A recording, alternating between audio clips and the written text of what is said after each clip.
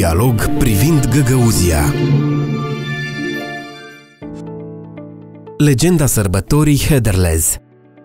Hederlez este una dintre principalele sărbători de primăvară ale poporului găgăuz și simbolizează începutul pășunatului și a lucrărilor în câmp. Deșteptarea naturii și respectul față de tradițiile strămoșilor sunt marcate de găgăuzi în fiecare an în ziua de 6 mai. Hederlez este marcată în ziua în care creștinii ortodoxi îl sărbătoresc pe Sfântul Gheorghe. Tradițional, această zi începe cu o slujbă bisericească. De Hederlez, găgăuzii respectă ritualul curban, ce înseamnă sacrificarea animalelor domestice. Potrivit tradiției, carnea neapărat este preparată cu bulgur. Jumătate din mâncare se dă la cei săraci sau vecinilor, iar cealaltă parte este servită de membrii familiei. Astăzi, de Hederlez se organizează diverse evenimente culturale, precum renumitele curse de cai din Ceadăr Lunga.